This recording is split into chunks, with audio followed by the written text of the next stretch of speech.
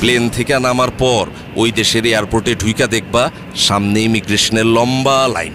এইখানে তোমার ওই দেশে ঢোকার অনুমতি দিব। লাইনে দাঁড়াবার সময় 5টা জিনিস অবশ্যই নিজের সাথে রাখবা। 1 পাসপোর্ট, 2 ভিসা, 3 চাকুরির চুক্তিপত্র, 4 পূরণকৃত ডিসএম্বার্গেশন ফর্ম, 5 পূরণকৃত কাস্টমস ফর্ম। ইমিগ্রেশন অফিসার কাগজপত্র পরীক্ষা করে সঠিক পাইলে তোমার পাসপোর্টে তারিখ সহ সিল দিয়া দিবেন। ব্যাগ সংগ্রহ, ইমিগ্রেশনের কাজ শেষ কইরা নিজের ব্যাগ খুঁজে নিতে হবে। মালামাল যেখানে আসে সেই কনভেয়ার বেল্টের উপরে এয়ারলাইন্সের নাম ও ফ্লাইট নাম্বার দেওয়া থাকে, তা ভালোভাবে দেইখা নিয়ে সঠিক বেল্টের সামনে গিয়ে দাঁড়াইবা। কনভেয়ার বেল্ট থেকে নিজের ব্যাগ চিনলে সাবধানে বেল্ট থেকে নামাইতে হইব, যাতে অন্য কোনো যাত্রী আঘাত না পায়।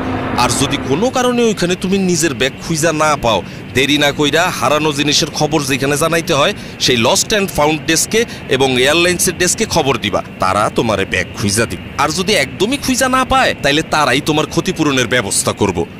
বাদর, ও বাদর, এই যে এইদিকে। কে সালামিয়া, ঠিকঠাক আছো তো নাকি? তো আইসাতা বললা বিদেশে? সালাম আলাইকুম দুলা ভাই। জি আইসা পড়লাম, খোদাই আনলো। তয় আইসি কিন্তু আপনার উসিলাই। আপনি পথটা অমন গুছাইয়া না দিলে এত সহজে আইতে পারতাম না। পথ আমি দেই নাই রে পাগল, পথ সব সময়ই ছিল। আমি শুধু সেইটা তোমারে বাতলাইয়া দিছি। তোমার সৎ ইচ্ছাটাই হইল গিয়া মূল কথা। ওই যে কথায় কয় না, সঠিক ইচ্ছা থাকলে